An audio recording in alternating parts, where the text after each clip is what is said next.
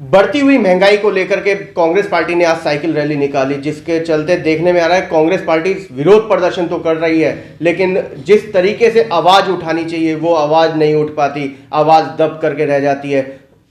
वहीं कांग्रेस छोड़ करके आम आदमी पार्टी में भी लोग जा रहे हैं। हमारे बीच में राजीव कौशिक साहब हैं, इनसे बात कर लेते हैं। वरिष्ठ कांग्रेसी नेता है, क्या कहना चाहेंगे कौशिक साहब बढ़ती हुई कमर तोड़ महंगाई के बारे में? सबसे पहले तो अब इसके बारे में तो ये जनता को देखना है कि जब हमें 50 रुपये का पेट्रोल या 60 रुपये का पेट्रोल महंगा लग रहा था जी, आज 105 रुपये का हो रहा है, उसको भी ये महंगाई नहीं बता पा रहे हैं।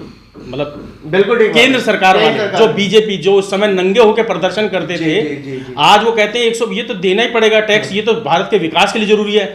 अगर 50 रुपए में भारत का विकास होना था, ये विकास तो हम 20 रुपए लेके भी कर रही थी। हफ्तों की बात करें, वो कह रहे हैं अगर 500 रुपए लीटर भी होगा तो भी हम डलवाएंगे। अब ऐसे मानसिक रोगियों के बारे में तो कुछ कहना मतलब एक फिजूल बात होगी। वो उनका अपना विचार है, वो कुछ भी करें। वो लोग हैं जिनके घर में रोटी नहीं होती और वो बाहर आके जाके मतलब बातें बना सकते हैं, बातें बनाते हैं। हाँ, बेशक घर में उनके चूल्हा ना जल रहा हो, लेकिन बाहर जाके जरूर बातें कर देंगे इस तरीके की। कांग्रेस पार्टी का प्रदर्शन कितना कारगर? प्रदर्शन बहुत बढ़िया रहा, लेकिन उसमें अभी कुछ संगठन के स्तर पे थोड़ी सी कमियां रही हैं।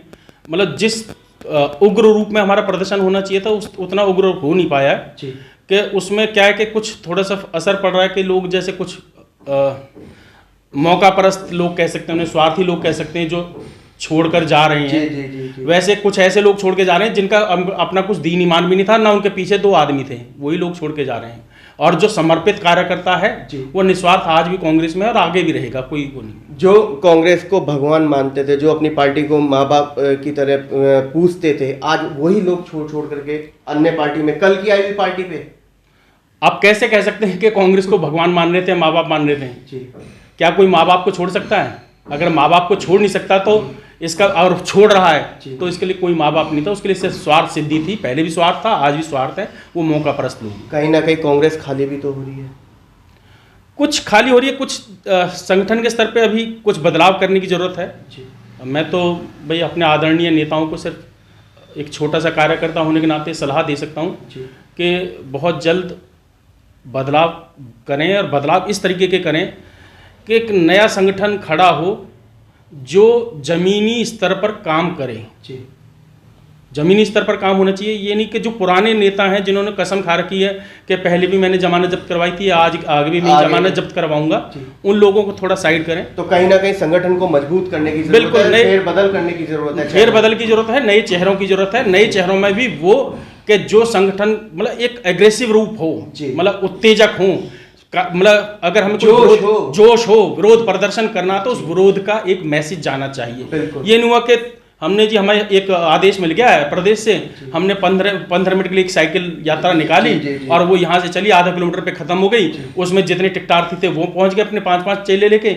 इससे कितना मैसेज होगा, कितना संगठन मतलब मजबूत होगा, और कितना हम कांग्रेस के पक्ष में लोगों को समझा पाएंगे। तो कहीं ना कहीं कहा जा सकता है कि विरोध प्रदर्शन की आड़ में केवल एक खाना पूर्ति, सिर्फ यही है कि जो टिकटार्थी हैं जो ये सोचे हुए हैं, खास तौर से मैं उसमें जोड़ दूंगा माइनॉरिटी से ज़्यादा टिकटार्थी हैं, तो वो यही सोचते कि भाई अगर टिकट मिल जाएगी तो हमारा भला हो जाएगा, जो भी है। वो टिकटार्थी क्या है कि आदेश मिल गया, हमें उन्हें चेहरा दिखाना है, तो सिर्फ वही लोग थोड़ी बहुत देर के लिए एक खाना पूर्ति के लिए, एक औपचारिकता के लिए कि हाँ जी ठीक है हमने कर दिया, हम यहाँ थे, सिर्फ उसके लिए। लेकिन जब तक हम निस्वार्थ और बिल्कुल सच्चे मन से और ईमानदारी से काम नहीं करेंगे, जब तक हम पूरी तरह समर्पित होकर काम नहीं करेंगे, तब तक हम ना तो कांग्रेस के पक्ष में हवा बना पाएंगे, ना पूरी तरह से संगठन को मजबूत कर पाएंगे। राजीव जी, क्या 2022 के लिए कांग्रेस पार्टी तैयार है चुनाव लड़ने के लिए? आपको नजर आता है? बिल्कुल निश्चित रूप से हम तैयार हैं। जितना बड़ा हमारा संगठन है, जो आप सोचो कि हमारे कांग्रेस ही एकमात्र ऐसा संगठन है जिसके पास इस तरीके का कार्यकर्ता है, जिसके पास कुछ ना हो तो भी निस्वार्थ वो काम करेगा और संगठन के लिए लड़ेगा। ये जो कल के आए संगठन है, भाजपा हो, आम आदमी पार्टी हो, ये कहां से उदय हुआ इनका? ये हमारे लोगों की देन है, हमारे ही लोग गए हैं। तो ये तो छोड़ दें, इनके तो हमसे कोई टक्कर ही नहीं है। लेकिन यह कि ईमानदारी से काम करेंगे, जिस दिन पूरी तरीके से समर्पित होकर हमारा कार्यकर्ता लग जाएगा तो हम निश्चित रूप से जीतेंगे। आज साइकिल रैली निकाली गई, कितना आप कामयाब मान रहे हैं साइकिल रैली को? देखने में यह आया कि कांग्रेस के राज में जिन्होंने मलाई खाई वो तो सड़क पे थे ही नहीं। अब ऐसा तो बहुत सारी कमियां हैं, हर संगठन में कमियां होती हैं, हमारे यहाँ भी कमियां हैं। उस कमी के लिए मैं पहले ही बोल चुका कि भाई कुछ बदलाव की ज़रूरत है, लेकिन फिर भी हमारी कामयाब रैली थी और थोड़ी बहुत कमियां रह जाती हैं, वो आगे दूर की जाएंगी। पेट्रोल की मार नौजवानों को ले मर रही है। ये नौजवान सोच रहे हैं और सोचने पे मजबूर भी हैं कि आज तुम 105 रुपये का पेट्रोल खरीद रहे हो और डीजल 100 रुपये के आसपास हो गया है।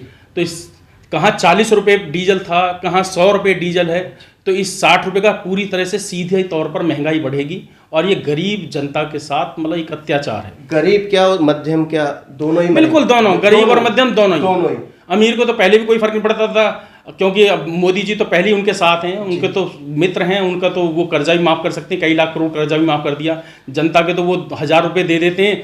अगर किसी गरीब जनता को 1000 रुपये दे देते हैं तो मोदी जी पूरे बड़े बड़े फोटो छपवा देते हैं, और जब वो कई लाख करोड़ बड़े इंडस्ट्रियलिस्ट का कर्जा माफ़ करते हैं तब वो एक फोटो नहीं छपवाते हैं। प्रियंका गांधी जी का यही कहना था है कि कल उन्होंने का बयान भी आया कि ये लूट कब बंद होगी? ये लूट 2024 में बंद हो जाएगी, जब राहुल जी के नेतृत्व में और प्रियंका जी के नेतृत्व में कांग्रेस की सरकार बनेगी।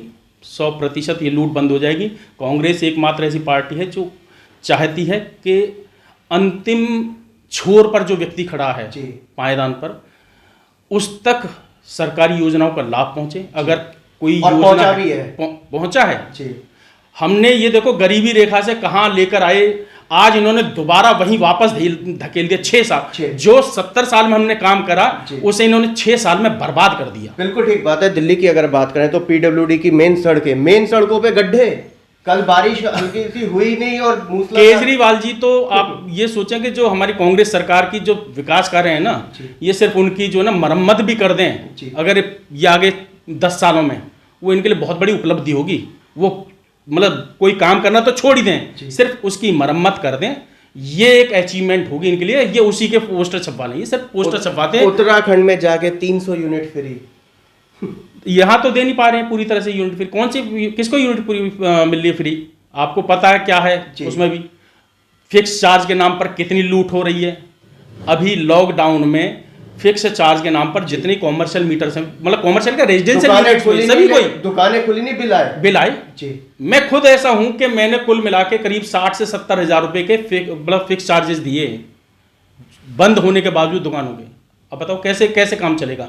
मैं तो चलो मैंने सह लिया, मैंने कहीं से कर लिया, लेकिन एक छोटा दुकानदार है वो कैसे करेगा? कहाँ से लाएगा पैसा? बावपुर रोड की मार्केट की बात करें, मंडोली रोड मार्केट की बात करें, 100 फुटा रोड की मार्केट की बात करें, दुकानें बंद थी लॉकडाउन में, मगर बिल आया। बिल्कुल, बिल तो बदस्तूर जारी है, क्योंकि उसका एक हिस्सा तो केजरीवाल जी को भी पहुंच रहा है ना।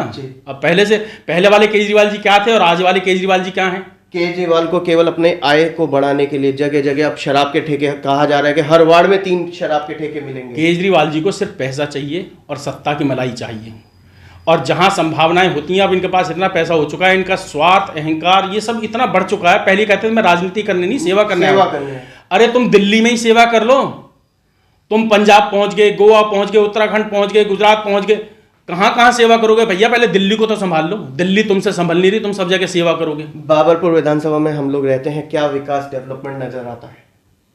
विकास नजर आता है? अरे विधायक ही नजर नहीं आता। यहाँ का जो विधायक है, जो मंत्री है, प्रदेश अध्यक्ष है, वही नजर नहीं आता। विकास कहां से नजर आएगा? विकास की तो छोड़ ही दो, पहले विधायक नजर आ जाए, उसके बाद की बातें हो जाएंगी बाद की।